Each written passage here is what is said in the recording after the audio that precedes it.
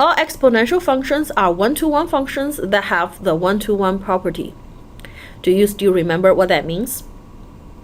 The graph of an exponential function, no matter if the base constant a is bigger than 1, or if the base constant a is between 0 and 1, the graph will always pass not only the vertical line test, but also the horizontal line test, which means that if you draw a vertical line or a horizontal line anywhere on your graph, the line will only intercept with the graph at no more than one location.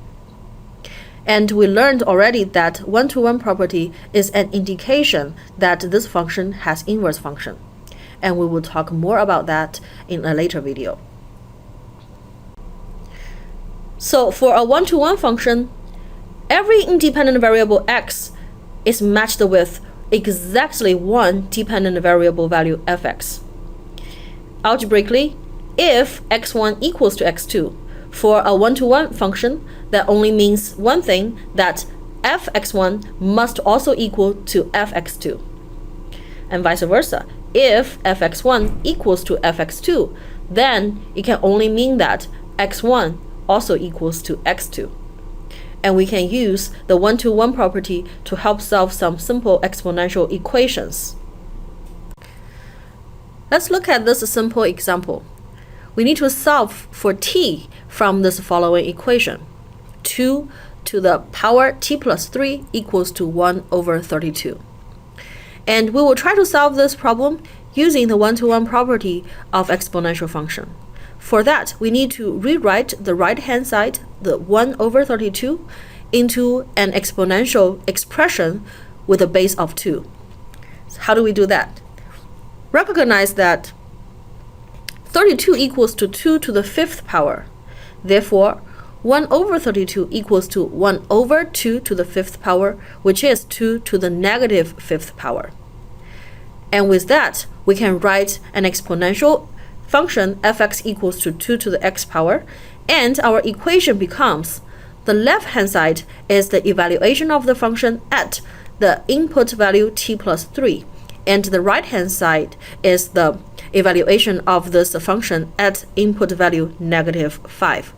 And according to the one-to-one property, if the two outputs are equal to each other, then the two inputs must also be equal to each other. Therefore, the two inputs are t plus 3 and negative 5, and they must be equal to each other. From here, we can simply solve for t to be negative 8. And that's the answer to this problem. Let's look at another example that is a little bit more complicated. We need to solve for x from this following equation, that 4 to the power of 2x equals to 1/2 to the power of x squared minus 5. Again, if we want to solve this problem using the one-to-one property of exponential functions, we need to rewrite this equation that both sides of this equation are written in the exponential expression with the same base. Now, you have multiple options.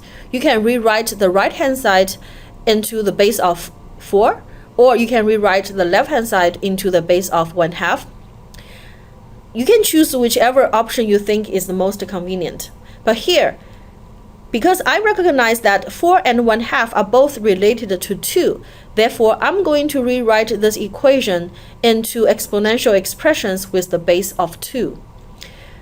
Since 4 equals to 2 to the 2nd power, therefore the left-hand side becomes 2 to the 2nd power, the whole thing raised to the power of 2x, and that is 2 to the power of 4x.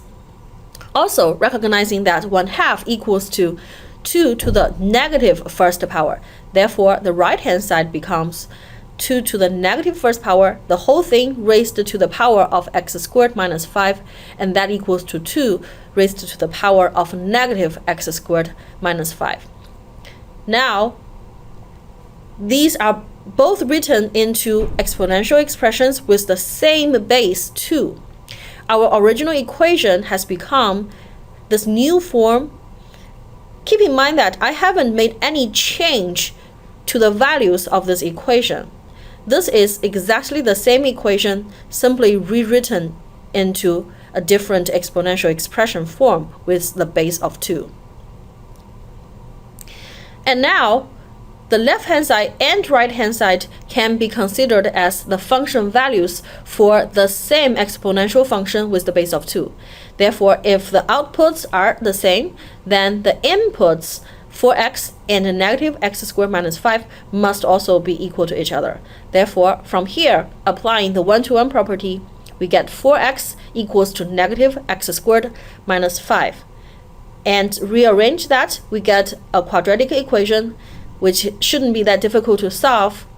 And we can solve this quadratic equation and get x equals to negative 5 or x equals to 1. And that is the solution to this problem. Now, I encourage you to get out your calculator and substitute in these two x values into the original equation and verify these two values are indeed the solutions to the original exponential equation.